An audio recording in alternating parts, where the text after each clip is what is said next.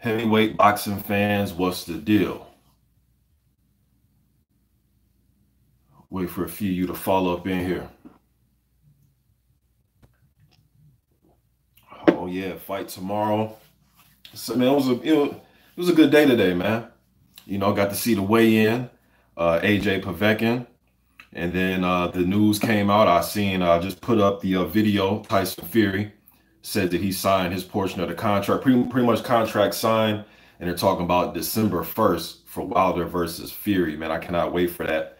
Um, Wait for a few of you to pop up in here, man. We're gonna talk about it. Um,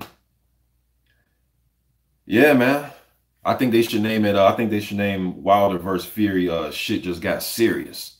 You know what I mean? I like what Tyson Fury said that he even pulled out the old school Crunk Emmanuel Stewart edition boots. You know what I mean? So I like the mind state right now that Tyson Fury is in right now. You know what I'm saying? I'm really enjoying that, man. Dude seems super confident. He's working his ass off in the gym. Even when his trainer's saying out the gym, don't overdo it. He wants to stay in the gym. He wants to be a gym rat. So definitely liking that from Tyson Fury.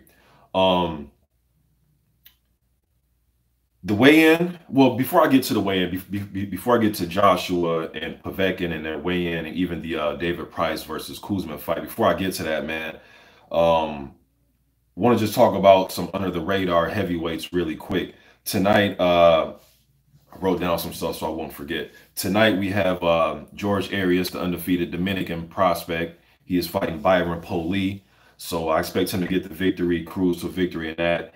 And hopefully, man, he's approaching that, he's going to get up there to that 12, 13, 14 and 0 range soon here. So I want to see him step up eventually. You know what I mean?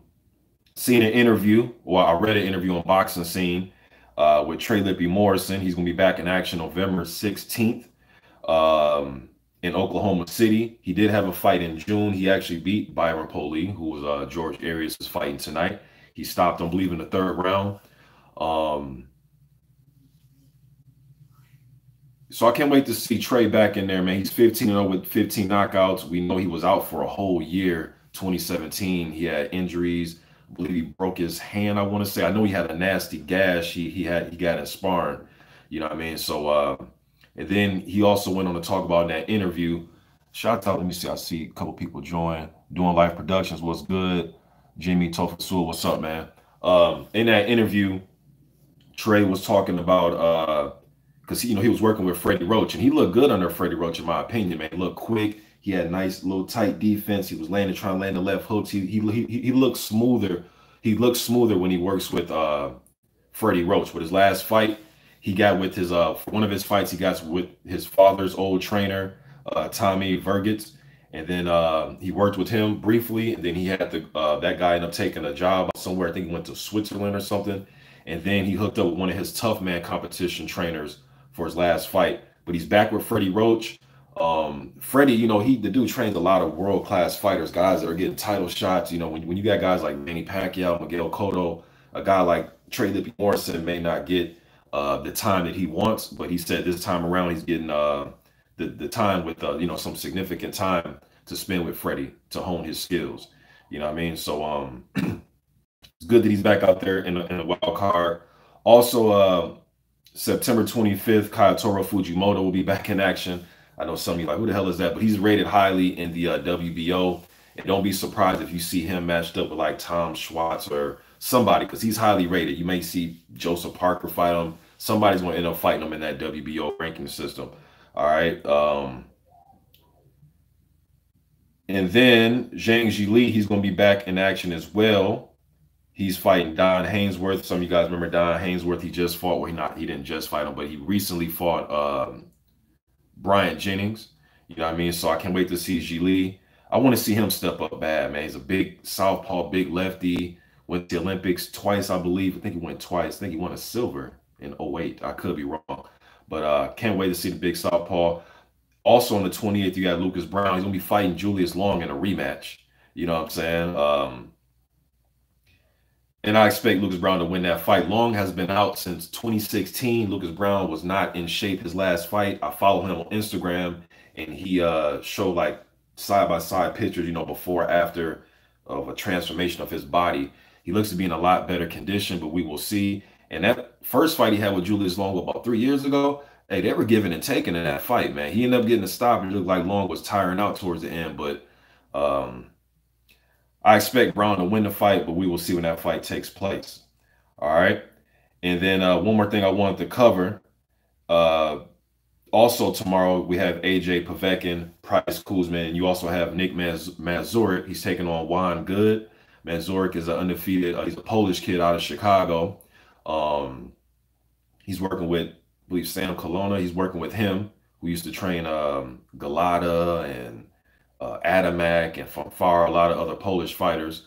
You know, so he'll be in action against Juan Good. That's a good match. The fight before that, he fought Jamal Woods. You know what I mean? So Jamal Woods, Juan Good, those type of journeyman level guys. You can throw like John Bolden in there, Avery Gibson, those type of guys that get you ready, man, as you're working your way up the ranks. So yeah, man, Zurk will be in action tomorrow against Juan Good. I expect him to win the fight.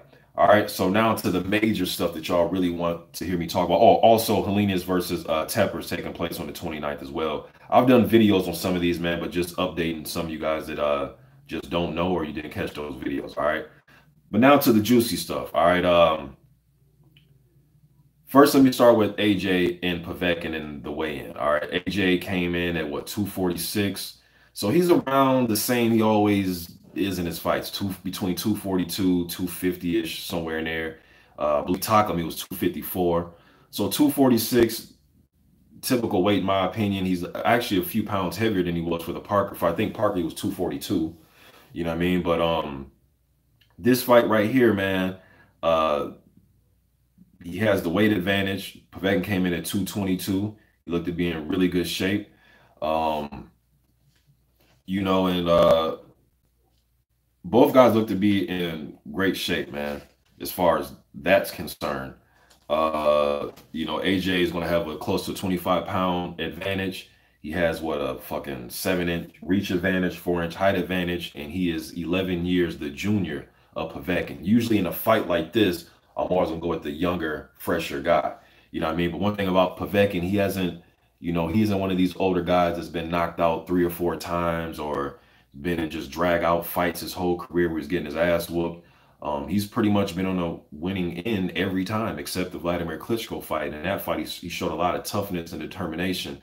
Klitschko was doing a lot of holding, pushing. He was throwing them. He was ragdolling Povetkin. I know people say, oh, he should have got points taken away. But I'm talking about the physical part, the physicality. He was ragdolling him, man, throwing him around. He was catching him with left hooks when he was coming in, right hands. He was hitting him with the jab. He was doing a lot of holding and pushing him down. Just physically wore him out, man. Just ragdolling the dude. But Povetkin showed a lot of determination. He kept getting up. You know what I mean? He was showing a dogged attitude. Just couldn't get nothing going. Couldn't get that left hook going.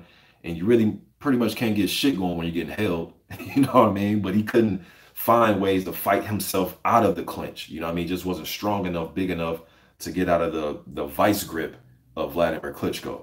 You know what I mean? But I'm not sure AJ is going to go to that type of technique where he's on a lot of holding. A lot of people saying that he may implement some of that, and I think he should do it here and there, but not make that a major part of his game plan. I think a jab is going to do him justice in this fight, and I'm talking about Anthony Joshua, his jab. I went back and watched Povetkin. Just went back and watched some fights. I watched the Christian Hammer fight, the Walk fight, the Hug fight, Takam, Price, Radinko, Duapa. Just studying, man, and the guys that had the most success against him, even if they lost the fight, but when they had success against him in the ring, where guys are letting their hand go, Huck, size advantage and jabs, Klitschko and Walk. Although he beat Walk, if you go watch that fight, man, the beginning of that fight, now towards the end, Walk started to tire out. Povetkin, it seemed like he was gaining steam. He was landing some good shots up close. But Walk was doing a good job of using his jab, man. He was able to use the jab and keep Povetkin on the outside of the jab, and he was landing occasional right hands. Walk isn't as offensive minded, and he can't put his punches together as quick and as fast as Anthony Joshua, but he was landing some occasional right hands. He was doing some good things off his jab. Even Duapa got knocked out, you know what I mean? But when he was having success, he was able to keep him at the end of the jab. You know what I mean? So I think a jab is key. And I heard George Foreman say one time, you can pretty much take a rest in a fight by using your jab sometimes, especially if you're a big man. Just use that jab sometimes. You know what I mean? So I think the jab is going to be key. I know it's very simplistic and fundamental, but I just think the jab is going to be the key in this fight for him. Um, Povetkin, man, he's going to have to find a way around the jab and try to get in on the inside. Let me see if you popped up here. I just want to say what's up to everybody, man. It's coming in the house right now. Let me see. Captain Fox, what's good? The Texan, what's up? AZ, what's good? Gaines PP, what's up, man? Anthony Foss, he said, who cares about Joshua versus Povetkin? Tiger Bomb Boxing, what's up, man? He said, what's going on? Not much, man. Just get ready for these fights, man. Gaguria says, AJ, same weight as the white fight. Be easy, what's good? He says, Klitschko love that affection boxing. He did a lot of damn clinching and holding, yo. BK Boxing 8, what's good? Ronnie Emerson, what's up, man? So yeah, so to Povetkin, he's gonna have to try to find his way in, man. He likes to fight with this type of style, and he'll peck and try to look and parry, try to catch and come with his jab, or catch your shot like this and then come with the right hand. He likes to dip like this and then come over with the right. His left hook kind of reminds me of Floyd Patterson, the way he throws the hook. You know what I mean? Like his hooks are, when I watch him fight, man, he tries to try to look for openings like this. He'll kind of box with you. He'll be patient a little bit, and then he'll jump up and he'll leap up and throw left hooks. You know what I mean? So my thing is there a possibility of him getting caught right down the middle as he's trying to jump up and land that hook and land that Floyd Patterson like left hook that he likes to throw. You know what I'm saying? And shouts out to Dwyer, because Dwyer, I watched a video of his and he brought that up, and I was thinking the same thing when I watched Povetkin and the way he throws his hook with Floyd Patterson. So it's kind of it was crazy that Dwyer brought that up as well. The way he delivers that hook. You know what I mean? But shit, just like Floyd Patterson, Floyd had a lot of trouble. Let's say the first Igomar Johansson fight, Johansson was moving and using that jab, fighting for range. He was fighting like a big, tall fighter in that fight. You know what I mean? But they had 3 great battles. But anyways, Povetkin's going to have to try to find his way on the inside, man, somehow, some way to land that overhand right. He likes to throw that overhand right, man. He can slip punches and do it like the Price fight. Price is another guy that was having success when he was able to keep Povetkin on the outside and land. But actually, that left hook that caught Povetkin in that fight with Price, Povetkin actually dipped over to the left. The Price threw that combination where he threw a long right hand, short left hook. That's why left hook landed so clean, because he threw a long right hand that went over the shoulder of Povetkin. Povetkin dipped down. He threw a right hook to the body. And then he was going to throw a left hook to the body. Then he was going to come back up top. And as soon as he did this motion, he got clipped with the left hook. The punch and his momentum just threw him over here. Then he lost it. He got hit. And he lost his, it was an accumulation, it was both. He got hit and he lost his footing, but getting punched in the jaw is what made his ass fly back into the ring post, you know what I mean? But yeah, so he actually did a good job of slipping. He slipped the right hand. So what I'm talking about is just the slips. He's gonna have to be able to slip some of Joshua. Joshua likes to come out like this, throw like this, he's gonna have to slip some of that shit. He's gonna have to either slip the jab, slip the straight right hand. And I know Joshua's known for his uppercut. Sometimes that uppercut can be dangerous, especially if you're trying to throw uppercut and your opponent, if he's orthodox, his left hook is coming around and may catch you on the jaw. So I'm not expecting Joshua to throw long left hooks when the guy is, at the end of his, reach, but probably when they're up close to try to let his right hook go. Or I'm sorry, his right uppercut go. I don't expect him to throw long right uppercuts, is what I'm saying. I think there'll be more up close, compact type of punches. And Joshua likes to let a lot of his work go when he's up close. Now, with that play into the hands of Povetkin, we will see. You know what I mean? We will see. But hearing from AJ, he's saying that he wants to get a eighth. I think he was saying something about 8th round knockout or something like that. So we will see, man. Dan the Man Boxing was good. He says, "What up, Mr. Boxer? Today, I'm definitely going to be at the fight in Staples. Oh yeah, Fury versus Wilder. I'm gonna get to that 1 second, man. So that's pretty much my thoughts about the Povetkin situation. I got some interviews, man. I'm trying to get the fucking things uploaded. It's taking forever. I did one. I'm gonna do a series, and I got 2 of the videos done today. I'm just waiting to upload them and edit the damn videos. I want to get them done before tomorrow, before the fight, because I think I'm gonna call it Heavyweight Chop Up. That's gonna be the name of the series, where as we call it here where I'm from, we chopping it up, we talking. You know what I mean? So instead of talk, it's just the chop up. So heavyweight chop up, and I did one today with a former heavyweight contender from back in the day, early 2000s, Cali Meehan. I had him on. We chopped it up. He gave his opinion about this Price and Kuzmin, and also the AJ versus Povetkin. So I'm waiting to get that uploaded for you guys. And I did another chop up with Greg Corbin. I reached out to him because on the Boxing Voice interview that I heard with Stacey McKinley, McKinley was saying that Don King offered him the Trevor Bryan fight. So he actually hit me up because he heard the video that I did talking about it. So he hit me up. So I was like, hey man, it's a good opportunity to get him on and hear it from him as to why he didn't sign that contract. But I thought that would have been an interesting fight, Trevor Bryan versus Gregory Corbin. All right, so be on the lookout for those 2 heavyweight chop ups. You know what I mean? So that's gonna be the name of the series, where I sit down with a heavyweight and we just chop up heavyweight topics. You know what I'm saying? So it may be some prospects you never heard of on there, maybe former fighters, maybe some heavyweight trainers. All right, but that's a new series that I'm starting. So yeah, so let me now before I get to, so that's my thought pretty much on Povetkin and AJ. Trying to think of anything else.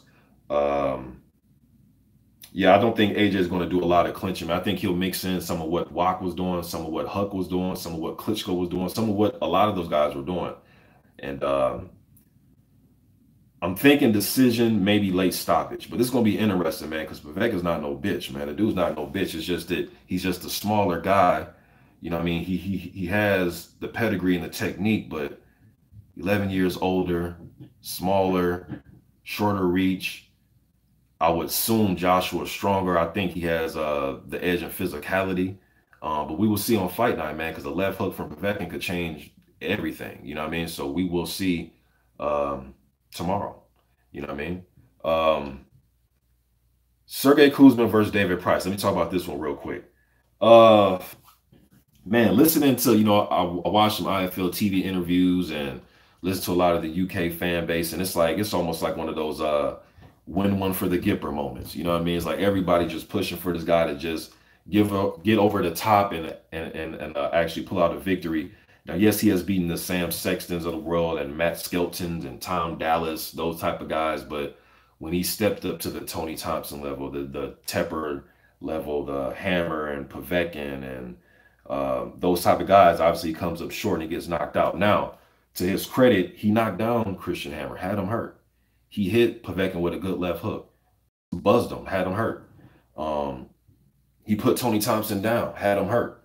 You know what I mean? But man, Price has very heavy hands, man. It's not only people talk about that he's chinny. To me, one thing that people leave out is his stamina. He's always getting tired, man. He's a fucking big dude, man. He just gets tired, and like that Christian Hammer fight, I don't know if it was more Christian Hammer hitting him or just pure fatigue. You guys remember at the end of that fight, he was literally just like draped over. Like his heart and his legs were like, we're going to stand up and get through it. But his motherfucking lungs was just like, it's a wrap. He just couldn't breathe. And I was just sitting there like, damn, man. You know what I mean? But style-wise, though, this is what I think, tell you the truth. I think David Price just come out there and just go for broke. Just fuck it, man. Just go for broke. First couple rounds, go for broke. He already has stated that he has nuts. So now he's coming in the ring with this nothing to lose attitude. I've been knocked out a handful of times. Hey, I ain't got shit to lose. So sometimes it's good when a guy has a carefree attitude, like I'm gonna go out there and fight, no pressure. Hey, this guy has more pressure than me. He's the undefeated guy working his way up. You know what I mean? But Price definitely has the power to win this fight, and he definitely has the chin to get knocked out and the stamina to fatigue quickly. You know what I mean? So it's just one of them fights, man.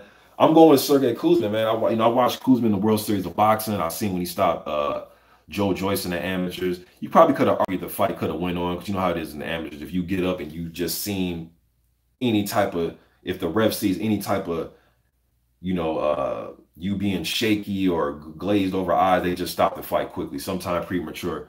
But Kuzmin cracked his ass twice, man. He knocked him down legit knockdowns in that first round against Joyce. I've seen him fight Philippe Herkovic in the amateur. I believe they fought in the World Series of Boxing. I believe that's the fight I seen them fight in. But he's fought Amir Mansour. That's the most notable name, but that fight was stopped due to both guys getting cuts. I believe Kuzmin cut was over his eye, like on his forehead almost. And I believe Mansour had a cut on his eye. But that fight really did, they really both didn't really get warmed up. But Kuzmin isn't your typical come forward guy where he's just coming forward, taking shots just to land one. No, he'll kind of work behind the jab. Sometimes he lets that his jab hand, he kind of leaves it out there, and he's kind of, he's not always doing this or bringing it back to his chin. I've seen some fights where he's like this and he's bringing it back down here, leaving this side open. So maybe Price can land a big right hand over that lazy jab. Maybe he can land a hook, put some combinations together. But my thing is just come out blazing. Because even in the fight he had with Kamil Sokolowski, at the end of that fight, man, it looked like Sokolowski was the one that could have won another 4 or 5 rounds. Price kind of had the look of somebody that was like, whew, I'm glad this shit's over with. Like, that's the look he had. You know what I mean? It was like, damn. And I thought Sokolowski won some rounds in that fight. And Price, he almost looked like a watered down version of Tyson Fury in that fight. The style he chose to fight in that fight, he was using the jab, putting quick combinations together. Nothing wrong with it, but it was more of just jab, jab, quick combinations, move. Jab, jab, quick combinations, move. Jab, pecking away, hands down. He was doing this shit. It was like almost a different David Price. It was like, who the fuck am I watching? Is this Tyson? Is this Huey Fury? You know what I mean? But my thing is, you're a tall guy, use that jab, right hand, left hooks. Just go with the basic 1, 2, 3 and try to press the hell out of Kuzmin, push him back. He cannot allow himself to get pressured, pushed against the ropes, unless he has a trick up his sleeve where he's going to walk Kuzmin into a big uppercut or a right hand or a left hook. You know what I mean? But if I was Price, I'd go out there just guns blazing. Fuck it. Guns blazing, man. Why even try to fight some technical fight when there's a good chance that you're probably going to tire out? But I seen the weigh-in. He came in at 265. Kuzmin was 245. Price is 9 pounds heavier than he was for the Povetkin fight. Povetkin was 256. I'm glad Price didn't come in at the 275s and all that shit like he did against Christian Hammer. And I believe going into that fight, he was saying gaining weight. And I was sitting there like, I hope this guy isn't gaining the weight thinking it's going to help his chin. It's not like he's now I get it sometimes. For lower weight classes, that means something because they're cutting weight. And sometimes when you got guys that know damn well they belong at cruiserweight, trying to fight it like, let's say, I'm kind of exaggerating, but like super middleweight or something, those guys trying to drain down, it can hurt them. But when you're a heavyweight, I mean, you're over 250, you a big motherfucker, man. So, but him, you wasn't little then, you know what I mean? So you didn't see how adding more weight was going to help him. It's not like, he's never been like this nimble type guy, but then he'll show that in certain fights, like I said, against Sokolowski. You know what I mean? But I'm going to go with Kuzmin by knockout. It's going to be a left hook or overhand right. He throws a mean overhand right. I heard Derek Chisora, seen an IFL TV interview with him today, and he was saying that he sparred when he was out in Russia. He had sparred Povetkin and Kuzmin. He gave Kuzmin a lot of props, and he's a very strong fighter. So I think he's going to press the hell out of Price and get him out there. All right. Now, Fury and Wilder. Now, I seen an Instagram video I posted on my channel. Fury saying shit got, what did he say exactly? Shit just got serious. Shit just got serious. All right. Now, they're saying December 1st, going to be on pay-per-view. They're going to kick the presser off in London. Then they're going to head to the NYC, New York City. and they're gonna end it off in LA, Los Angeles. All right. I can't wait, man. I can't wait. I'm really gonna try to make it to this fight. You got the guy who's looked at as still the lineal champion, the original guy who put the end to Klitschko's reign. I know Joshua kind of closed the book on it, you know what I mean? But Fury was the one that beat him, man. He's always going to have that credit for that, you know what I mean? Whether you like the way he did it, where you thought it was boring, or you fell asleep, that's fine. While you were sleeping, he was outboxing him, and he won you know what I mean? He took his titles away. So when you woke up out of your sleep because it was so boring, you seen a new heavyweight champion be crowned. All right. So you got that guy going against the guy who was the current longest reigning heavyweight title holder, and that's Deontay Wilder. Both undefeated. This is a great fucking fight, man. Pay-per-view worthy, in my opinion. So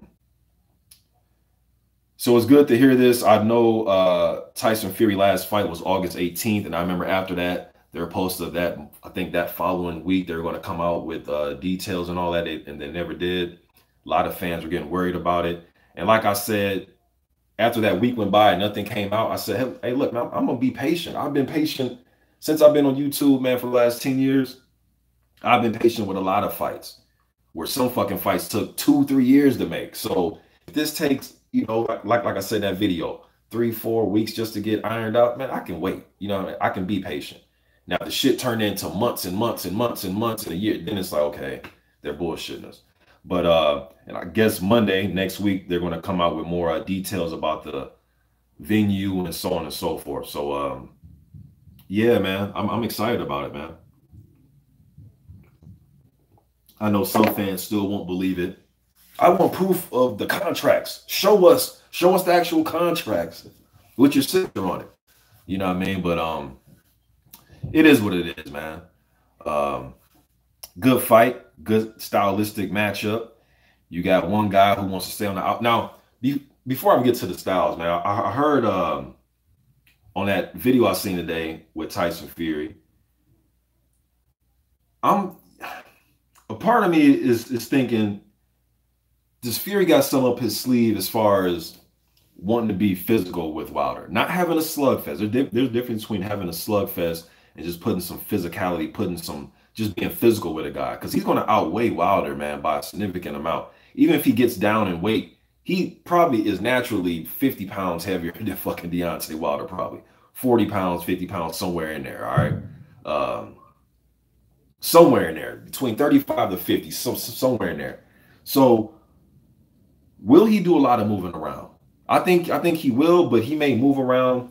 You know what I mean? He may, we know how Tyson Fury likes to joke, clown. He'll jabs, bang, he'll move around. He'll fucking switch southpaw on you, land left hand, shoot like that. He'll do little shit.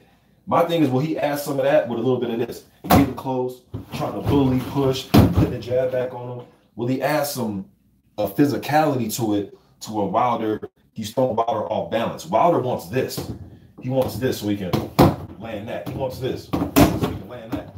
He wants the separation. He wants that type of shit. But if you're this close with Wilder, he's not gonna be able to land that big right hand.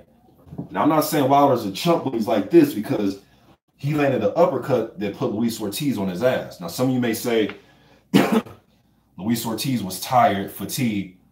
Okay, he was tired, fatigued, then he got punched with an uppercut and went down. You know what I mean? So I'm not down Wilder, and there were times when Gerald Washington and Luis Ortiz got close to Wilder, and Wilder was the one that was able to push those guys back.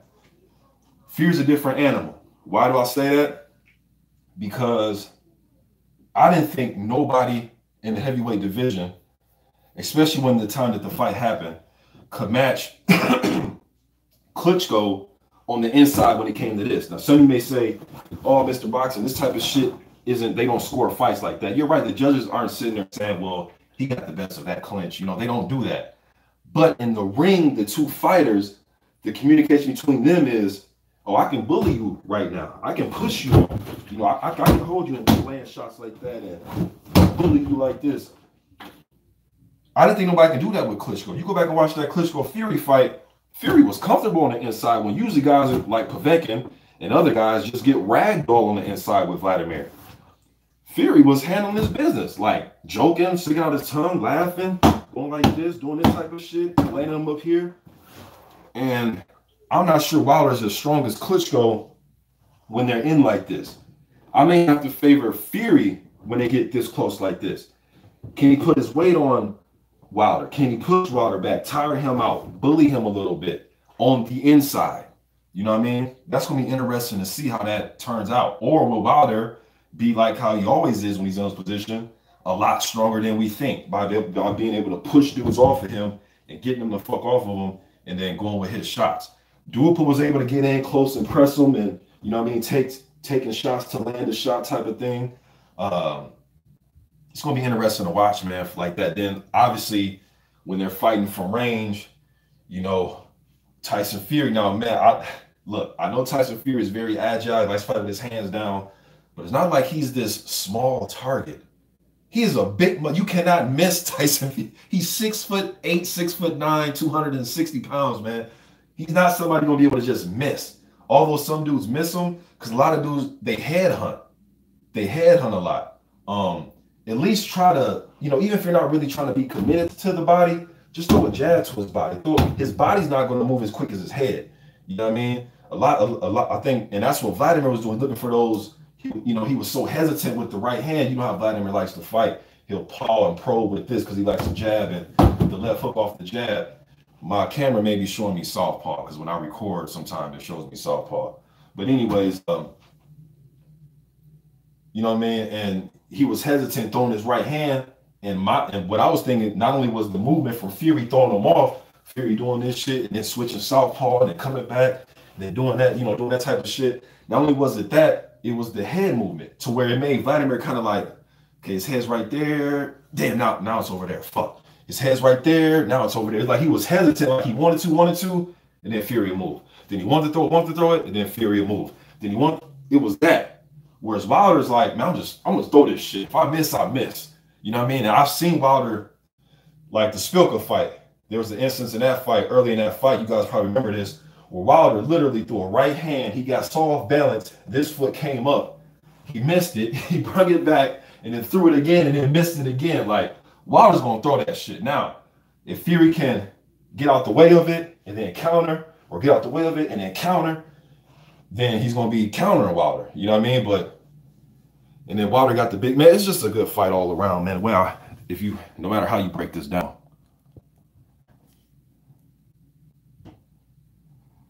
All right, let me catch up with the comments, see what y'all talking about.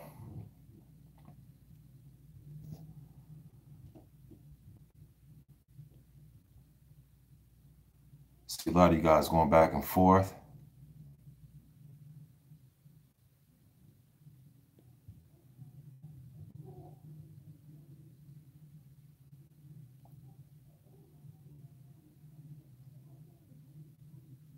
AZ says Sokolowski won that fight.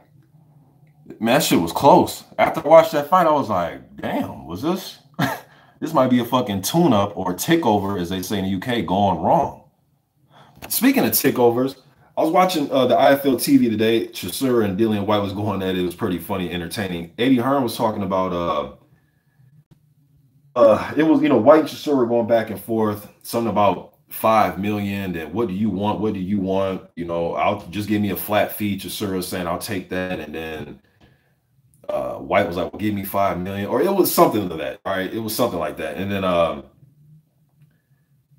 they're talking about Dillian White in December, and then they're talking about possible Dillian White fighting AJ if he beats Povetkin first quarter next year.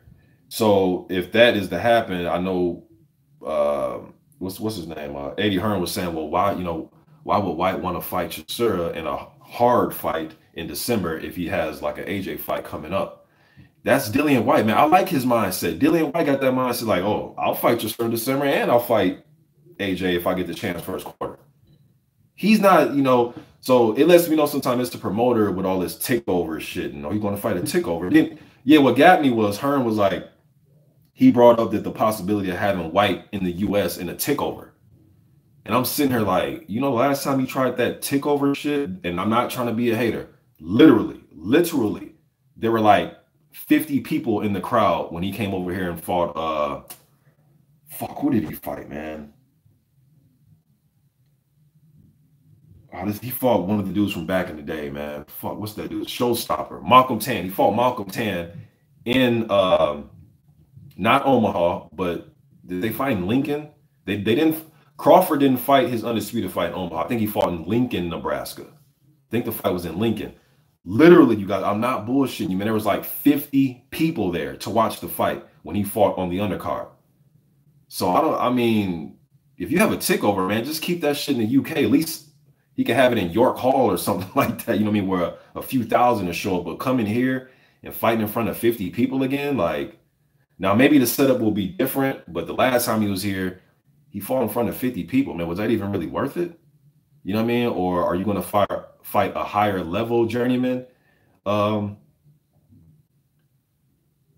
If you come here, you know, but my thing is, if you're not really coming here to fight somebody serious, I just think he might as well stay in the UK. If he's going to fight a takeover, just have it in front of his people, man. Why bring him here to fight in front of you know, a couple people?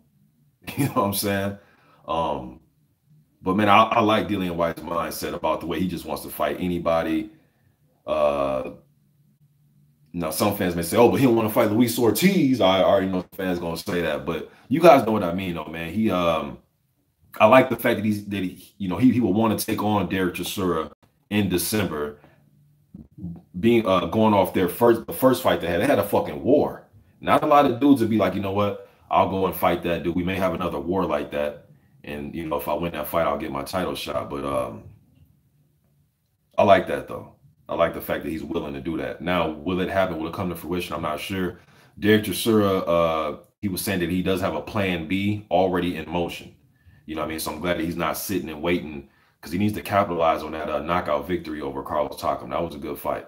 Takam was giving him the business, and he started laying them right hands, man, and got Takam out of there.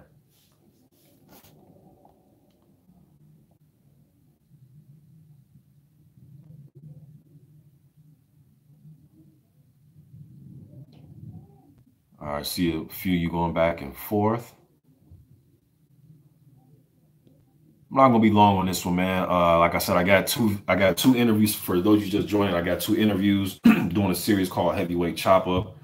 I'm gonna talk to past heavyweights, current heavyweights, prospects, contenders, and bring them on. We're gonna chop up some heavyweight topics, but I got two of them downloading or uploading right now.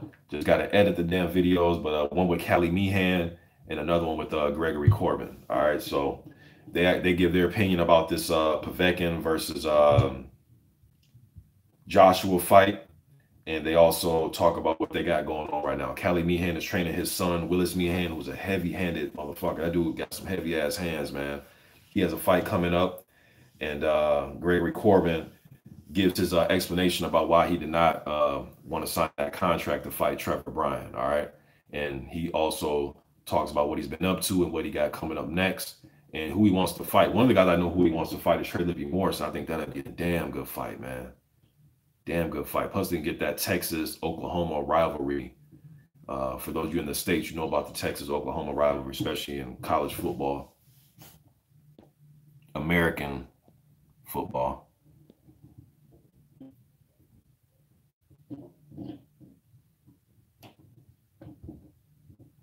All right, see most of you guys going back and forth with each other. I appreciate y'all showing up, man.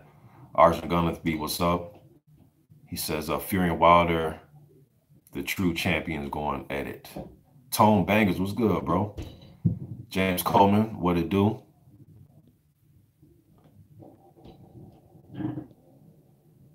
Rich77 says, Tyson already played a clever game by luring Wilder into fighting him. Fury will win on points, but Wilder has the equalizer and can win by knockout. Great fight, potentially. Yeah, I think it's a damn good fight on paper. You know what I mean? So they got to get in there and do the damn thing. I think Wilder would be more willing to sell out, meaning on offense, more than Klitschko. That's why, you know, Klitschko going, even though it didn't happen, but I believe his thing was going, if had that rematch happened with Fury, I think his thing was going to be to go in there and just be way more aggressive because he was so fucking hesitant in there, man. It was like it was almost frustrating watching it. And I understand if Fury was moving around, but he's 6'9". You know what I mean? 260 pounds. Not like you can put leather on him, man. You just got to aim for different spots. Don't try to fucking headhunt so much. Aim for this area. If he's moving his head and he's doing this, aim for like his chest. You know what I mean? If I can see this as a fan, I know these fucking championship level fighters and trainers can see this. You know, because that's what I was thinking. Like, quit aiming for his head, aim for his chest. I'm just looking like aim for his chest. You just fucking headhunting. Now you're hesitant because his head's this. You know what I mean? You're trying to aim for something. You're trying to minimize your target by aiming just for the head. He's aiming for his big ass body.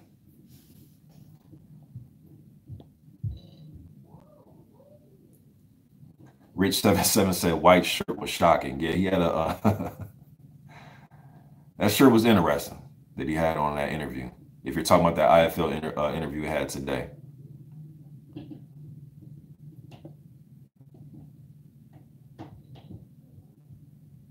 Yep, Games PP put in Malcolm Tan. Yep, that's who we fought. Dillian White. Malcolm Showstopper Tan. I remember Malcolm Tan on fighting on the Fox Sports cards way back in the day, early 2000s. Then Tan was out for about damn near 10 years, retired. Then he came back and fought a prospect who was actually, since we're talking about Fury, he was actually one of the sparring partners for Fury when Fury got ready for Klitschko the first time. He was actually one of the key sparring partners. Tan came back and upset Nick Asbury. Asbury was about like 9 or 10-0 at the time. I couldn't believe fucking Tan came back. I'm like, damn, Tan coming back after like 8 years out the ring to fight an undefeated prospect who just in Tyson Fury camp was getting a lot of praise right now. And he beat him. He upset him. He actually beat Nick Asbury. And that's what I think motivated him to take more fights. It's like, okay, shit, well, I'll take Dillian White, you know what I mean? And he did, and White whooped him. But yeah, Nick Asbury was in that camp. Who else was in that camp? Huey Fury was in that camp, getting Tyson Fury ready for Klitschko the first time. It was Asbury, Fury, and Cassius Chaney was also in that camp. That's actually how I heard of Cassius Chaney and Nick Asbury, was through that camp. Heard some great things about those young men. Let's see here.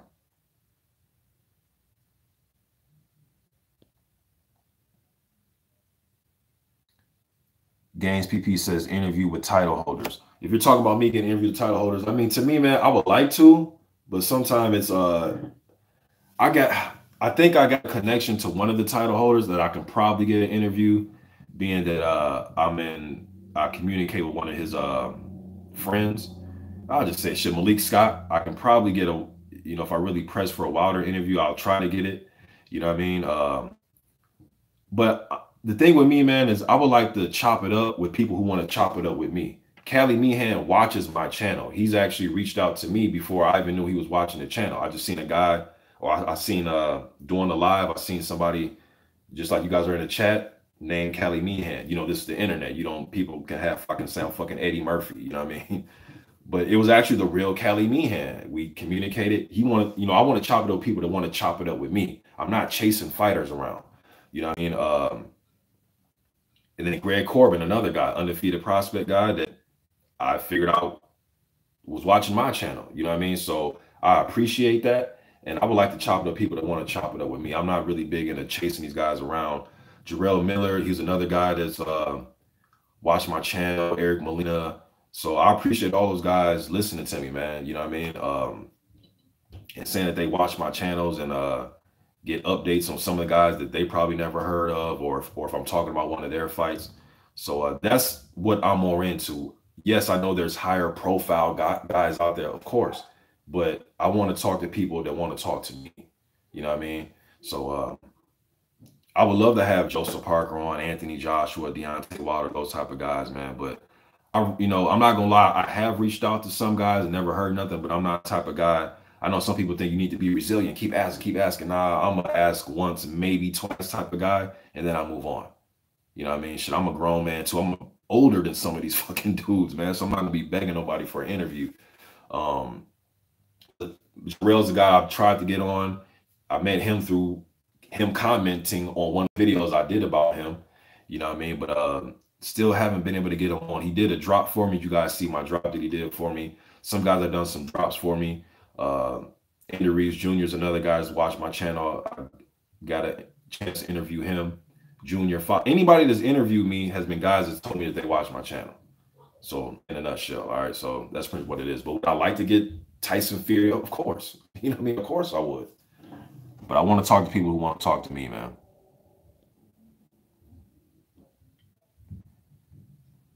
Pop Player was good. Ivan Lewis was good. Ivan Lewis says Povetkin looked determined as fuck in the weigh-in. I know his preparation has been that of a guy that's determined. Whenever you see a motherfucker doing push-ups on their knuckles on concrete, that's a determined motherfucker. When I seen him doing sets of push-ups with his knuckles on concrete, I said, yeah, this motherfucker's serious about this one, man. Plus his weight, plus Povetkin, no matter what you think of him, he usually comes into fights in shape. Even when he had his pudge look going on early in his career when he was fighting guys like Chris Bird and Larry Dono. Did he fight Sykes? I think he fought Sykes too. But when he was fighting guys like they looked a little bit more pudgier, but he was still conditioned enough to go the distance with guys like that. You know what I mean? Although he did catch Larry Donald at the end. I believe that was actually Larry Donald's last fight. And the fight before that, Larry Donald fought, because I think Donald took like 2 years off before he fought Povetkin. But before he took that time off, he had a very close fight with, what's the big dude? Nikolai Valuev. That fight could have went either way, in my opinion. Captain Fox says, Vlad should come back and fight Briggs. I don't know, man. I don't think Briggs want that work. Now I know Briggs, let's go champ. I like Briggs, man, but I just think him fighting the Klitschko's is kind of a done data. I don't think he really getting past no Klitschko's, man. Just think those are, you just can't beat Klitschko. You know what I mean?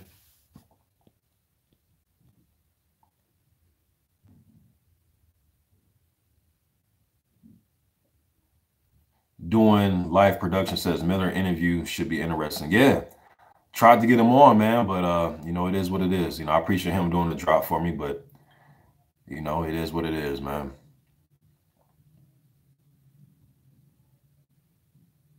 Tried to reach out to Brian Jennings once. There's a few guys, like I said, I'm not gonna lie, I tried to reach out before, but I'm not a I'm gonna keep asking you and asking. I'll ask you, you know, I'll ask you once or twice.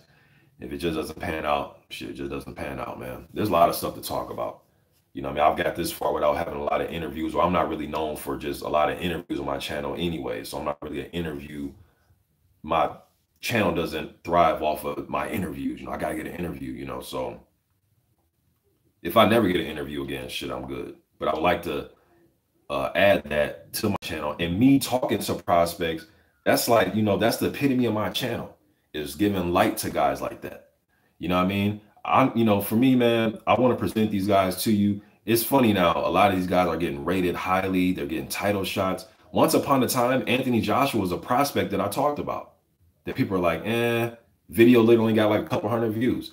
I have a video, man, or I had a video on my Mr. Boxing Today channel where I was talking about Joshua Klitschko future showdown. I swear to God, it was a 2013-14 video, future showdown. People said, oh, not yet, not ready. Or, you know, he probably won't catch Klitschko. Klitschko will probably be done by the time he moves up, all this shit. It's just funny seeing some of these guys get in position, you know what I mean? And I've been talking about these guys for 5 years, 4 years, you know what I mean?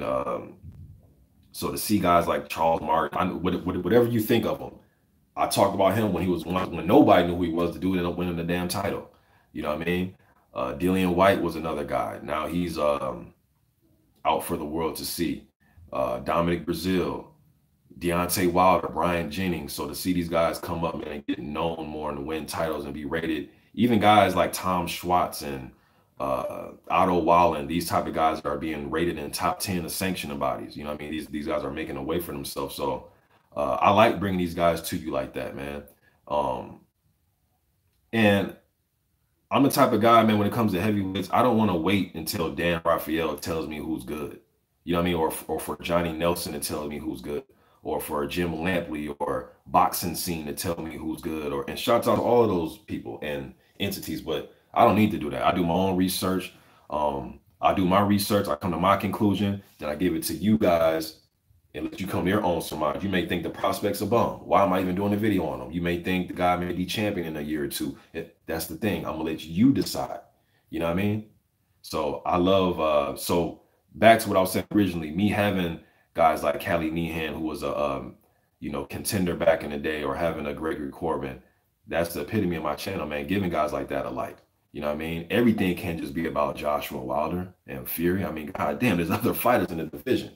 You know what I'm saying? Everything can't be about them. But if that is to some people, that's great too. You know what I mean? But for me, it's more than that. Because I know when I was coming up, man, and I would get the Ring magazine and Boxing Digest and Boxing Weekly and all this shit in the 90s and late 80s, I'll look through and it's like, okay, we know about Tyson Holyfield, Bo Lennox, but shit, what about some of the up and coming guys? I used to think that shit. So I used to be excited when, let's say in the mid 90s, when ESPN would feature Kirk Johnson, this new guy that's 6-0 or something. You know, I would be excited to watch those fights. Excited to watch this new up and coming guy named Michael Grant, or the new up and coming guy David Tua, or I would be excited to watch that guy. You know, watch David Tua on CBS versus who did he fight? Moskayev, when he knocked out Moskayev. You know, shit, I want to see these up and coming guys, man. So it's funny. Fast forward, 20, 15 years later, YouTube. I'm on YouTube and I'm able to bring these guys to you in a way that I thought a lot of the magazines and TV stations should have brought the heavyweights. Because to me, in my opinion, heavyweights is where it's at. You may think the welterweights have better skill and they move better and they have better head movement and they throw their combinations faster, and that's totally fine. They probably do. Most of them most likely do. But to me, put it this way. If Terrence Crawford walks through the door and Deontay Wilder walked through the door, hey, champ, they're going to be saying, hey, champ, who do you think they're going to be talking to? I mean, technically, Crawford's a champion. But you guys get what I'm saying. When the heavyweight champ walks in the room, I don't give a fuck if he walks in the room with Floyd Mayweather. The champ is here. The heavyweight champion is always looked at as the man. You know what I mean? Now, I know Mayweather kind of broke the mold. Him and De La Hoya was breaking that mold of, well, De La Hoya still had like Tyson, Holyfield, and Lennox and all those guys, and as far as pay-per-view sales and popularity and all that. But Floyd kind of took that over once there wasn't one of those guys, English, like a American fighter or American heavyweight rather. He kind of took over. Him and then De La Hoya, and then Mayweather took over from there. You even got Canelo out here doing numbers, you know what I mean? But once we get that established heavyweights, I think it'll shift. Again, I know Mayweather talking about coming back or whatever, but when people say the champ, I always think of just the heavyweight champ. You know what I mean? Is it biased? You damn right it's biased. You know what I mean? But that's just what I see. The way the heavyweight division goes, in my opinion, the way boxing goes. You know, because Mayweather was just pretty much making himself popular, man. He did it his way, though. You know what I mean? He found out a formula to do it his way. You know, but we got guys like Luis Ortiz, Deontay Wilder, Tyson Fury, Anthony Joshua out there. We got a lot to look forward to, and not including the Povetkins and Millers and Dillian Whites and so on and so forth. You know what I mean? We got a lot to look forward to, man. So kind of long-winded about this, long-winded, but still though, man, heavyweights is where it's at. It's my favorite division. It's been like that for me since the late 80s. So it's what I like to talk about, man. Gaines PP says Cassius Chaney inactive like a motherfucker. I'm gonna reach out to Cassius, man, see what he got going on. I know he was in camp. He's getting Huey Fury ready. Last time we communicated was like last month. He told me he was out there with Huey Fury, getting him ready for his fight against Pulev.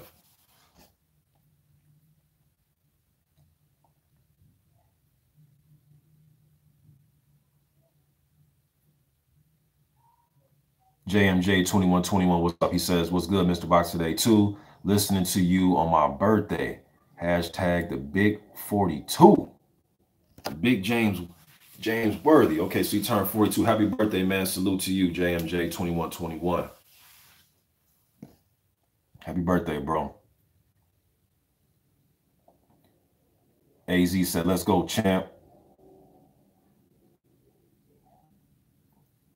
Let me see here. Doing Life Production says, if any of these heavyweights got any sense, they take your interview. You're the original heavyweight channel.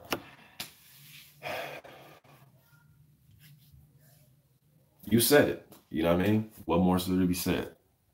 Rich77 says, you should work for Showtime or Sky Sports. You're so much better than the panelists they have. You have the knowledge and charisma than the others lack. Been watching for years. Keep up the great work. I mean, I appreciate it, man. I appreciate it. God of War says, Herkovic looked very good against Amir Mansour. Yes, he did. Yes, he did. Woo, wait, man. He was, yo, man. Amir couldn't get nothing going against Herkovic, man. Herkovic he was whipping left hooks, man. Like from this, look, it was bad enough he's 6'6" and Amir Mansour is what, 6 feet, 6'1". So he's gonna have a hard time getting in close anyways. Plus Amir's southpaw. Amir isn't just gonna come out there like Joe Frazier. His motor isn't like that. That's why people say guys like Joe Frazier. I'm like, man, you gotta start putting respect on Joe's name. He had one of the best motors for this style. He would just stay up on you, man. Joe would just be right here. He would do this shit all night. All night. You had to physically get him the fuck off you. That's why Big George was like, he was landing big, huge uppercuts and hooks, backing him up. And even after he was hitting Frazier, he'll push him too. Like George was implementing that against Joe, man. And then Ali, there were sometimes Ali was just stuck against the ropes having to fight Joe. Joe's motor was crazy. But anyways, back to Mansour, he couldn't get close. And Herkovic was using this, and he was just like whipping the hook. He was whipping it, and boom, come up with the right hand, jabbing him. He was literally jab, right hand, whipping left hook. Whipping left hook. He was just whipping the shit out of that left hook. And Mansour couldn't get shit going. Nothing. He didn't have an answer for any three of those punches, man. At all.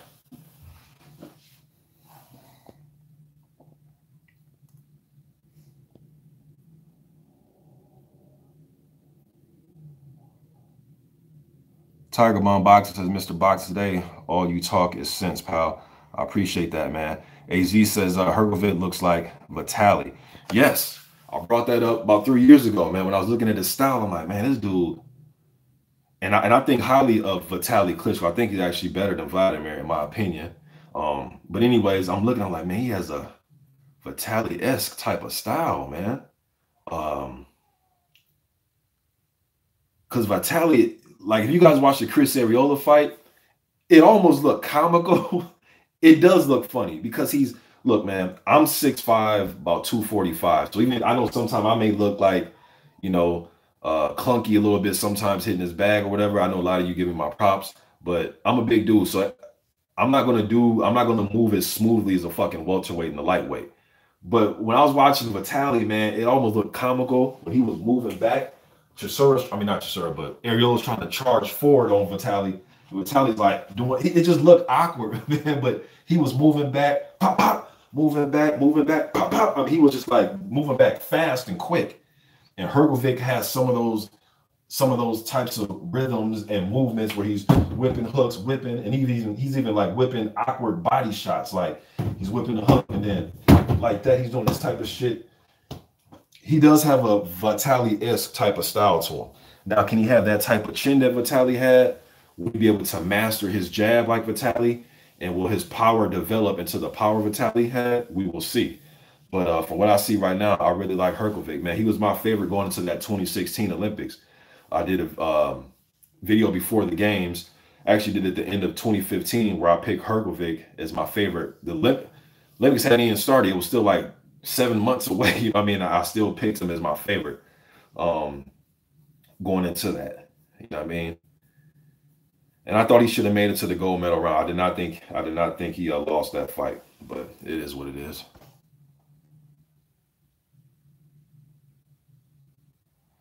Ivan Lewis says, did Mansour deteriorate or is Philippe is amazing fighter. I just think I think Hrgovic's just a better fighter.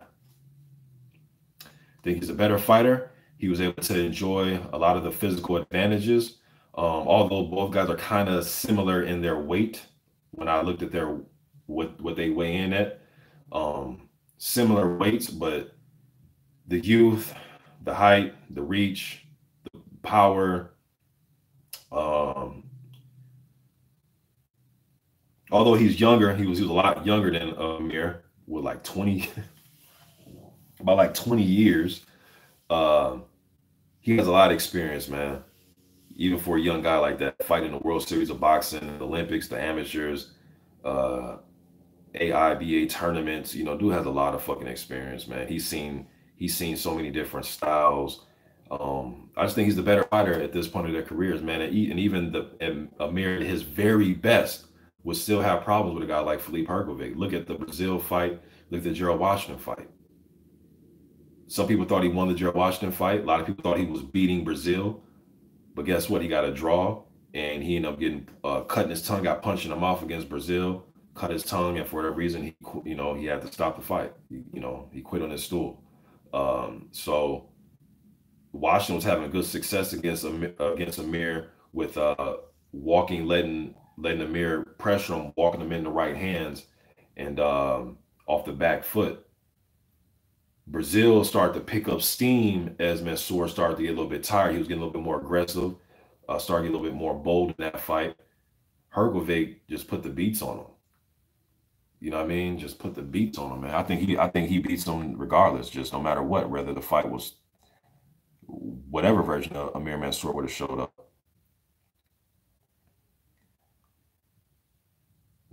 Ivan Lewis says Valuev was not fast. Yes, he was not. But his chin was definitely one of the best. Yeah, he was a big, big, durable motherfucker, man. A lot of those fucking fights, though, man. I thought they were giving us some gifts.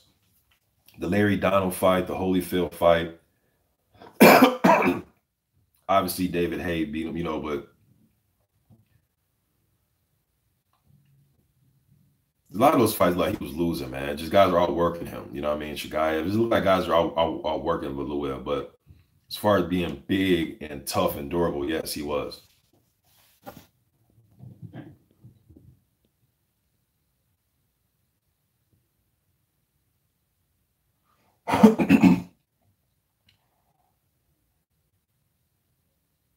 Garuga says this era is shaping up to be great for the heavyweight division. So many dope matchups. There's some good matchups. Mike T says, "What's up, Mr. Boxing? I know you like the heavyweights, but did you score the Canelo GGG fight?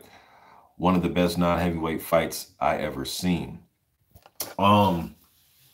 It was a close fight. When I was watching it out, I was missing like 20 seconds here, 15 seconds here. You know what I mean? So was I just glued the whole time without any distractions? No, I was missing 20, 30 seconds of some rounds. All right. But when the fight was over, I gave it to Canelo. I thought it was a very close fight. When it ended, when the fight ended, when the bell rang, I was like, man, this might be a fucking draw. Because I thought Golovkin won round 10 and 11. And then especially 10 and 11, man, it looked like he was almost on the verge of putting Canelo down, at least dropping him to a knee and then probably getting back up, because it looked like he was starting to fatigue and he was getting bothered and haggard by some of those shots that Golovkin was landing. And then in the 12th round, in my opinion at least, Canelo won that. He outworked him. Like, he looked like he was the guy that was trying to close out the show. Not close out the show knocking him out, but just close out the fight, being the aggressor in the 12th round. I don't know if GGG thought, at least in my opinion, I don't know if he thought that he had the fight in the bag and he can just give that round away. I'm not sure, but to me, it looked like Canelo outworked him. Golovkin and his team, I know they were talking about the first fight where they thought Canelo wasn't giving them real Mexican style, which I'm fucking get tired of that term, man, because I get it. Usually when you get the typical Mexican fighters in there, they go in there and brawl. But dude, what about guys like Juan Marquez, who's a technician? You know what I mean? But anyways, Mexican style, right? Okay, so you ask for it, he gives it to you. Now, you want to be the guy that runs? That was odd to me. And it seemed as if those body shots Golovkin was not liking. I know a lot of people saying he was jabbing. It's like, yeah, he was landing some jabs, but people act like he put on like this fucking Larry Holmes exhibition or something with his jab. He was landing some good jabs. He was getting jabbed himself. Some of his jabs was missing. Some of Canelo's jabs was missing. They were going jab for jab. He was landing some good jabs here and there, but what about the body work that Canelo was putting on? Canelo was punching in combination. He was missing a lot of punches as well. He was missing a lot of punches as well, Canelo, when he was throwing the combinations. But just seeing him walk down Golovkin just looked crazy because it was like, you know, they hyped Golovkin up to be the guy that's coming forward, running through everybody. But it seems as if when the pedigree steps up and the level of opposition steps up, he's not as much of a destroyer, killer type guy. That doesn't mean you have to win all your fights by destruction.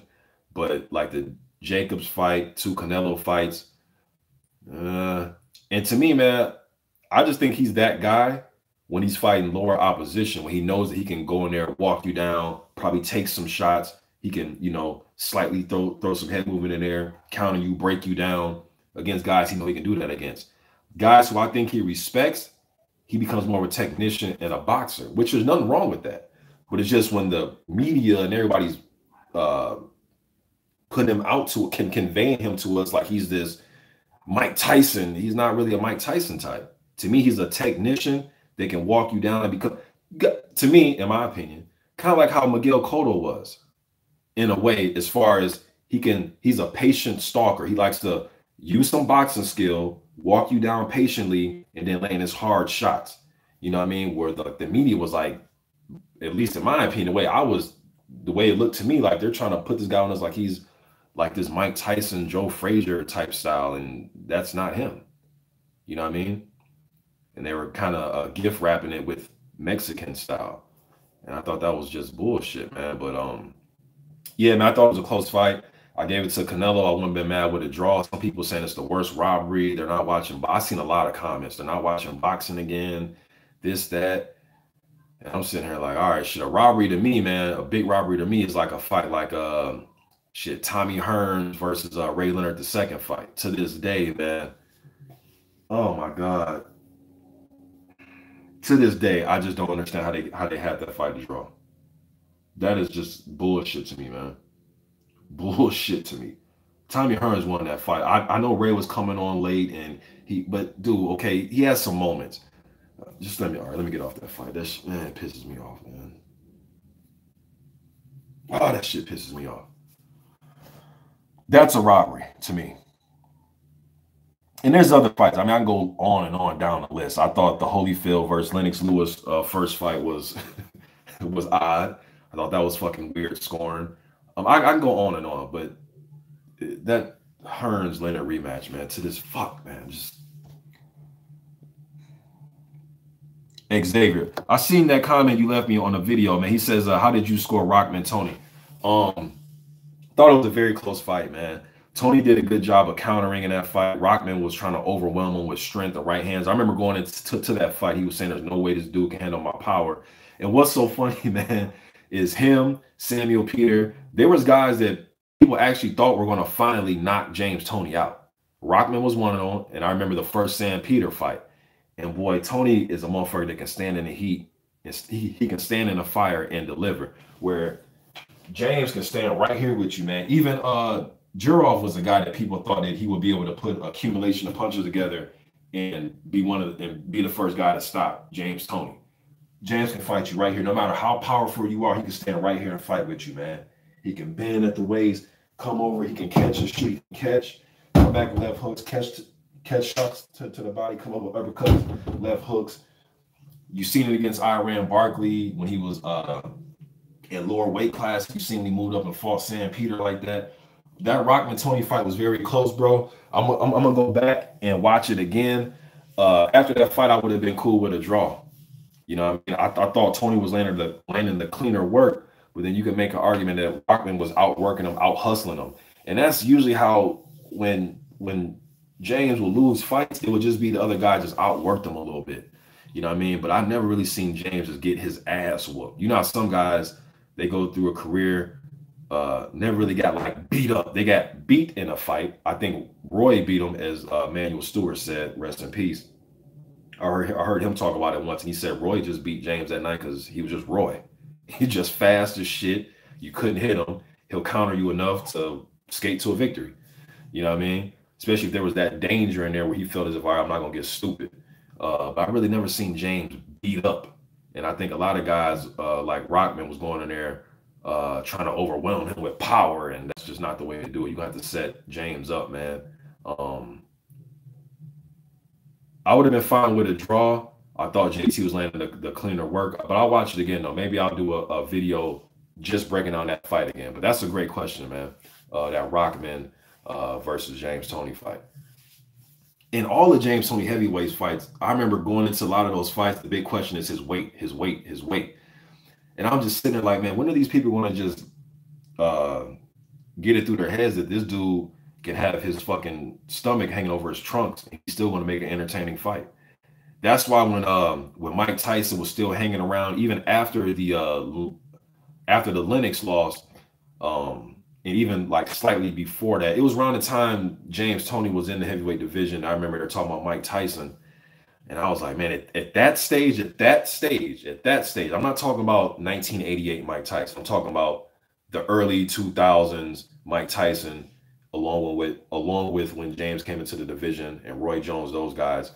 I was like, man, James Toney might fuck around. He might fuck around and beat Mike Tyson, man. He may fuck around and stop him. Now, some of you may say, no. Just remember, Kevin McBride got a victory over Mike late in his career, and so did Danny Williams. I'm talking about that version, like around that time, all right? I'm not talking about prime Mike Tyson, fellas, all right? I think James could have fucked around and got a decision because he would not have been in the, first of all, the buildup would have been crazy because JT ain't backing down from nobody. If there's a motherfucker crazy enough to stand up to Mike out the ring on some shit talking, anything can happen with our fists, James Toney's one of them. James Toney is definitely one of them. You know what I'm saying? But could you imagine that one, man? Mike wanting to get close to land left hooks and big right hands, and JT just standing in the fire, making a miss, catching, countering him, talking shit to him, maybe get clipped with one. That should have been entertaining, yo. That should have been some entertaining shit, man. But yeah, man, that James Toney Sam Peter fight is one of my favorite fights of that era for those heavyweights. He fought Sam again. I thought Sam outworked him. He did a beautiful job of boxing. I couldn't believe Sam did that good of a job of boxing James Toney and using his jab. Now, I also believe one of his jabs caught James Toney and dropped him. He wasn't badly hurt, but it dropped him. He got right back up. The shit dropped him, though. But yeah, I kind of went way off, man. But Toney versus Rockman. I think I'm gonna do a fight breakdown of that one. I'm gonna watch it again, bro, because I ain't watched that fight in years. But I'm gonna watch it again though.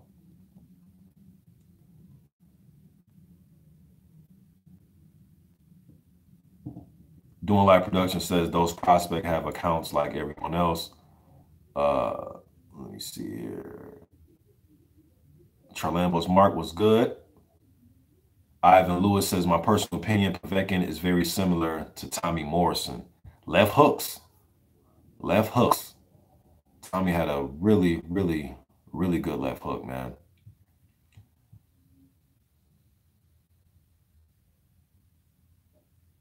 Games PP says, thoughts on Jamarcus Pollane.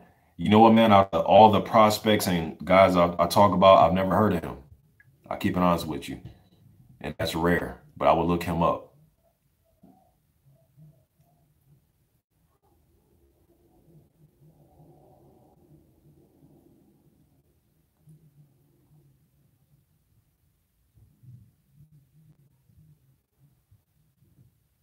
Khalid Suleiman says Hagler Leonard was a robbery as well.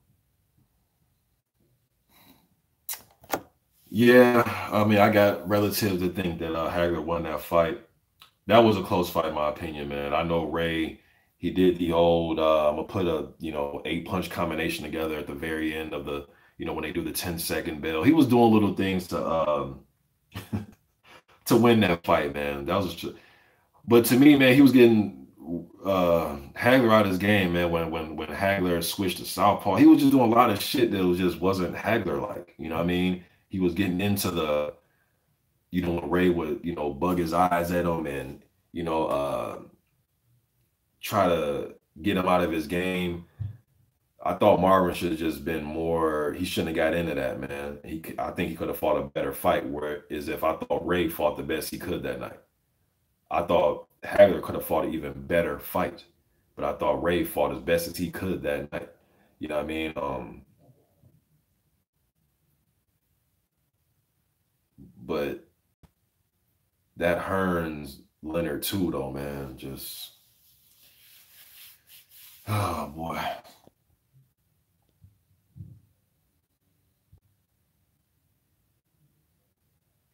Khalid Suleiman says, starting to think if Ray Leonard was paying these judges back in the day, laugh out loud.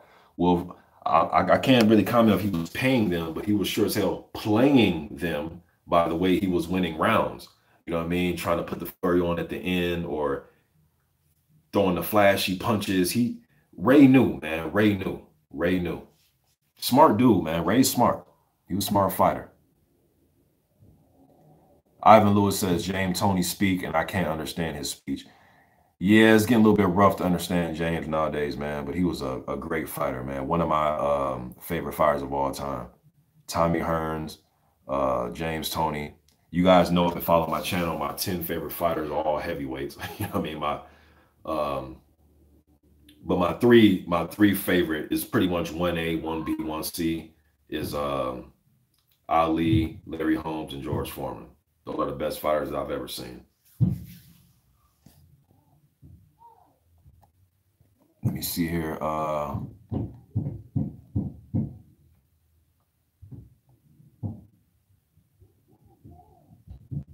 Gaines PP says, have you ever cried after watching a fight?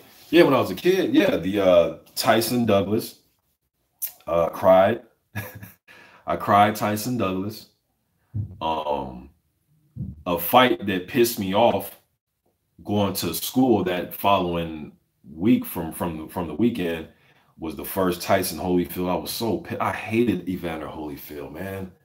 Oh, I hated this dude, man. And it's fun because I've told this story so many times, man. But I hated Evander. Yes, I knew he was undisputed cruiserweight champ. Yes, I knew he fought with heart. Yes, I knew the fight he had against Bowie. I knew all that. I just look especially when you're in your teens and shit. For me, at least, I hated him. You know what I mean? It's like being a Minnesota Twins fan. You know, shit. Not yet when they're playing the Blue Jays in the World Series. I didn't like the Blue Jays. And was that 91 when we played the Blue Jays? I didn't like the Blue Jays. Didn't like Carter. Didn't like none of their players. Just hated them. That's how I felt with the boxers that I really enjoyed the most. I hated their opposition. You know what I mean? And or at least hated them the day they had to fight the guys that I was really rooting for. But I hated that, man. I hated. I was really pissed. I didn't cry, but I was really pissed about the fight. It actually affected my fucking day in school because everybody was talking about it. I was so fucking mad about it. Tyson Douglas, I cried because I was a big Mike Tyson fan, man.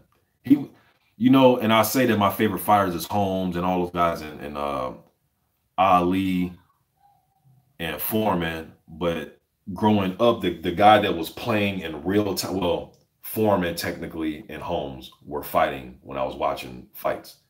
But the guy who was in real time is the marquee guy, Mike Tyson. You know what I mean? I did not want to see that dude lose, man. But that Douglas fight, yes, I cried after that one. I'm trying to think. I got pissed off after a lot of fights, but I'm trying to think when I cried. That's the only one I can really remember. And I was a kid, man. I was a little fucking kid. I'm trying to think, man. That's a good question. No, I don't think I cried. I think that's the only one I can remember, man. I'm trying to think. The Hearns and Leonard rematch, I probably got teary-eyed. I'm not gonna lie to you, but the one that I know I cried though is the Tyson Douglas. There could be some more. Maybe I'll turn this off and I'll remember, but that's the one for sure that I know. Yeah, that was a good question, man. you get emotionally attached to shit like this, man, when you're growing up as a sports fan, especially from being a kid. Basketball terms, there was what I know I cried when I was a big Michigan Wolverines fan of their basketball team in the early 90s when they had the Fab Five. They had Chris Webber, Juwan Howard, Jalen Rose, Jimmy King, and Ray Jackson. And when they lost, when Chris Webber called the timeout that they didn't have against the fucking Tar Heels, I cried on that one. I was pissed off. I was very fucking mad. Um, but that's all I can really remember right now, though, man. Let's see. Shotgun Sandwich ENT was good, bro. He says, I cried after Horn lost to Bud. Laugh out loud, just kidding. Um, let's see here. Gaines PP says, I never cried, but I got mad when Roy Jones got KO'd by Antonio Tarver. Now, when that happened, I remember when that happened, didn't cry on that one. You know, you get to a point where you're a grown ass man, you can't be crying about this shit. But I remember that one, man. That was that my last year of college? That was my last year. I was still living in that college town, but even when I was done with college, I stayed there for another year. So I think that was a year after I was done with college, because then they fight in 04. I can't remember. But what I do remember is we were at this fight party, and it just went. It just went blank. I mean, the shit just went silent, man. It was just like, what the fuck? Because even when the fight started, you know, Tara, first of all, they had a very good first fight. You know what I mean? But it was one of the fights like, all right, Roy got the rhythm of him, got the rhythm of Tarver. This fight, his hand speed gonna be on point. He gonna, you know, he have to do. You know, this is second fight back from coming down from heavyweight. He's probably just a little, you know, he's probably just a little, you know, getting his body back right after dropping all that muscle, because he didn't have fat when he went up to heavyweight. He was losing muscle. So going into that rematch with Tarver, I'm like, all right. And like the first round, you know what I mean? The hand speed was there. Pop, pop, quick ass hands from Roy. The feints was on point. You know, Roy with his feints and his, you know, fighting with his head, with, you know, with his hands down. I'm like, yeah, he got this. He got this book.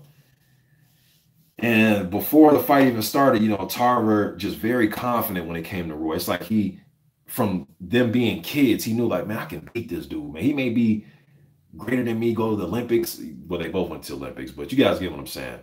Roy went first, and then Tarver were going to the 96 Olympics. You know what I mean? I remember Roy making fun of him, like, yeah, man, I went to the Olympics when I was a kid. You went to the Olympics when you was a grown ass man beating up on kids. You know what I mean? I thought that was funny for their build up for their fight. But when he landed that shot on Roy, man, it was just, you know, you see how I'm speechless. Even after all the time, I'm still speechless. That was the energy in the room. It was like, what the fuck? Like, he just knocked Roy down. And I had seen Roy get knocked down. Was it Lou Duvall that knocked him down before? But he wasn't like, he was hurt. He got up, and you guys know the rest. Roy got up. He was all over the place. It was just, it was crazy, man. And I was drinking. We're all drinking. It was like my buzz went away. It was just like, I went from like having a good time, mingling with people, you know what I mean, chopping it up, getting ready for the main event, you know, feeling saucy. And then, first of all, what got my attention is when he told Roy, when the ref, was it Nady? Was Nady ref in that fight? I forgot who was refing, but he asked him, you know, any question. Yeah, you got any excuses tonight, Roy? I'm like, okay, he talking shit. It's gonna be a good one. And Tarver went in there and changed history, man. He changed history.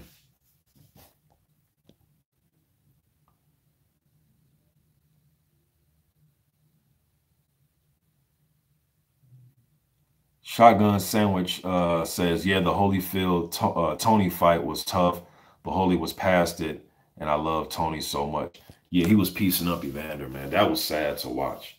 That shit was sad, man. Because Evander was somebody who, as I got older, I started to respect more, especially after Tyson bit his ear, and Evander wasn't complaining to stop the fight. He actually went to his corner and was ready to fight the motherfucker again. He still wanted to fight after being bit. He could have said, look, man, he bit me. Disqualify this motherfucker, or told his corner, hey, man, or the doctor or whoever, the ringside officials, man, no, he wanted to fight. So even in the midst of me being a big Tyson fanboy, I was just watching that second fight like, he gonna kill Mike, man. I thought had they let that fight go on and Mike would have just fought normal, said, all right, I'm done with the dirty as far as trying to bite you type shit. To fight a clean enough fight to where it could have just went on to somebody got knocked out or to a decision. I thought Holyfield was going to beat the shit out of Mike Tyson. Whenever you bite a motherfucker's ear, and you usually think that's enough to get this fight called off or enough to put fear in my opponent, when your opponent says, yeah, motherfucker, you bit me, but come on, I got you, come on. He was showing that type of attitude, and I was like, this shit gonna backfire on Mike, man. But anyways, I started to gain respect for Evander, man. You know what I mean? Great fighter, man. He went in there with Michael Moore the second time, pieced him up. Then he had the fights with Lennox, and then the fights with Ruiz, so on and so forth. But when he got with the James Toney fight, man, James was just, I mean, that was a counter punch city, and he was just breaking them up. And I remember Evander doing the interview saying it wasn't so much that James hurt me, it was just he would just hit me when I wasn't expecting it, and I couldn't react the way I wanted to react. And the reason being, you're getting countered, and then when you go to counter back, he's not there. When Evander was a guy that was always known for his counter punching. You know what I mean? But his counter punching, in my opinion, was most effective against the bigger guys. And I know Mike is smaller, but Mike is a powerhouse. He's small in height, but his style is aggressive powerhouse. Whereas James kind of slick, give you the shoulder, bending, catching you. I mean, JT was putting hands on the Real Deal, man. Now, had it been like a prime version of Real Deal versus JT, that'd be interesting. That'd be interesting. Especially that Holyfield that was coming up when he first came up from cruiserweight, and he was through a lot of combinations. That'd have been real interesting, man. Check the time. Oh shit, 9:30. All right, y'all. I'm gonna chop it up, man.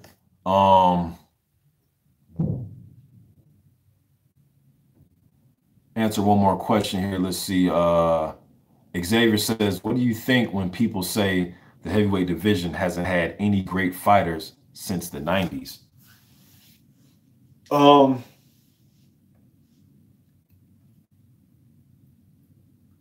Every decade and era is different.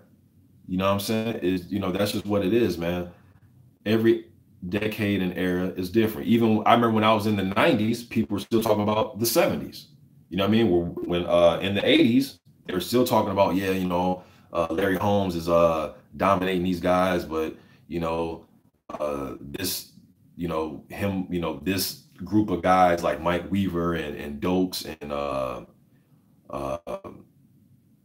Witherspoon and John Tate and Jerry Coetzee and Greg Page and those type of guys, they don't stack up to the guys in the 70s and so on and so forth. And when Ali was doing his thing, they thought Marciano was better. You know what I mean? So it's always going to be like that, man. But one thing that these guys can do now, you can say who's more talented, who is, but one thing to me that can put a stamp on this era is there's a lot of charisma. There's a lot of names and guys that can talk shit, guys that can fight. There's some, guys that went to the Olympics and got medals. So to me, the next thing to do is just make the fights now. If you really want a fair comparison to the 90s, and because a lot of those guys fought. Now, did we get to see every single fight in the 90s? No, we didn't get to see Tua versus Tyson or Lewis versus Bo. No, we didn't see every fight, but we pretty much got to see all the important ones. And a lot of those fights that we didn't get to see, sometimes guys were losing in title eliminator type matches where they didn't get a chance to fight that guy because he lost an eliminator or whatever it is. You know what I mean? So and even when Mike Tyson started to do what he was doing, people were saying, oh, but this ain't the 70s. Yeah, he's beating guys like Tucker and Tubbs and Pinkline Thomas and all, so it's always going to be some naysayers in there, man. But my thing is, you can only control your own era. You know what I mean? So win a strap or these guys that have titles need to fight each other. That's one thing, is we need an undisputed champion. You know what I mean? Even though Larry Holmes didn't necessarily unify when John Tate or Mike Weaver had their strap, but we knew who the champion was, and we knew it was Larry Holmes. You know what I mean? We knew it was Larry Holmes. So when Larry Holmes got his title, John Tate kind of got his afterwards. You know what I mean? So it's like we know this guy's a champ. Some people may say AJ is the champ. We know he's the champ. He has 3 titles.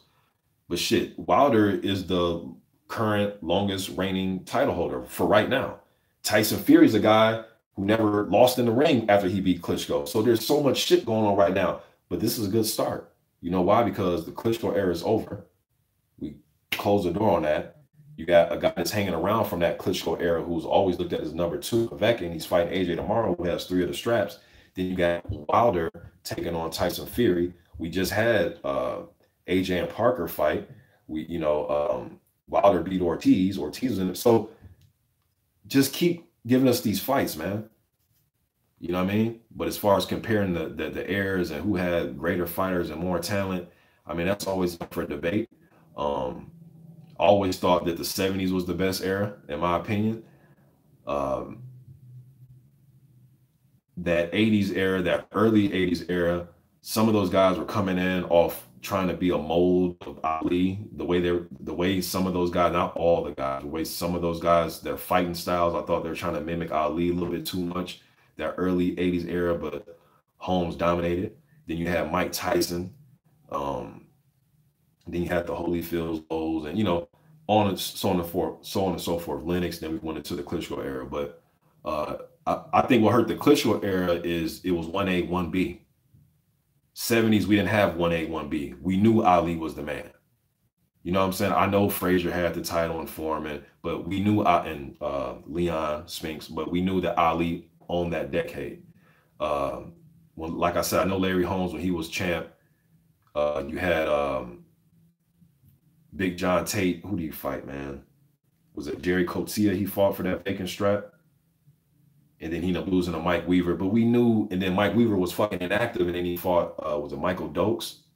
He lost to Dokes, he got stopped quick, and he fought him in a rematch. 2 very good fights. I'm doing off the top of my head, man, so I could be wrong about a name or 2, but you knew that Larry Holmes was the champ. And then when the IBF came around in, 84, when Holmes let go of that WBC, I forgot who wanted him to fight. But when he went to the IBF, we still looked at who was the champ. Holmes. It didn't matter what strap he had. We knew Holmes was the man. Then when Tyson came along, I'm going to speed this up. When Tyson came along, he unified all the titles. He was undisputed, but he still had to fight that guy, Spinks, Michael Spinks, who had beat Larry Holmes. And Spinks let go of that IBF title. He did not want to partake in that HBO tournament. A lot of people still looked at him as the lineal champ. You know what I mean? And Tyson beat him as well to put the cherry on top. Like, not only do I have all the straps, I'm going to beat this dude too, who's the man that beat the man. And just to really put the stamp on it, I'm also going to beat the man that you beat. I'm going to beat him too. He beat Larry Holmes as well. Like Tyson cleaned it all up. He cleaned this shit all up. But sometimes when you clean it up, there's still more guys that people want you to fight. Then it was, well, what about this cruiserweight coming up named Holyfield? So on and so forth, man. But I'm in this right now, man. Like I said, a lot of that stuff is just opinion. You know what I mean? So, yeah, man. Let me see.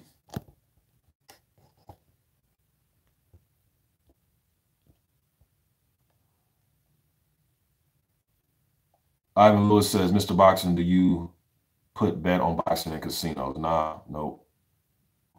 When I usually do bets, man, it said fight parties, and it's with me and another person is at the party. We just do the bet right there. There's been times I lost, a couple $100. There's been times I won a few $100, but I'm not really a big, I'm about to put, 5,000 on a fight. I don't bet like that. Maybe 400 or 500. When I was in college, I used to bet a lot. It was it seemed like every weekend I was betting on a fight. It was just a few $100 here and there. One of the bigger bets that I lost was fucking, oh boy, still another fight I was pissed off was the first Jermaine Taylor-Bernard Hopkins fight. I lost money on that one. And I lost money on the rematch. Yeah, B-Hop cost me some money. I think I bet like close to $700-800 straight up bet between me and somebody that was at the fight party. But yeah. Shotgun Sandwich ENT says boxing is too corrupt to bet big money.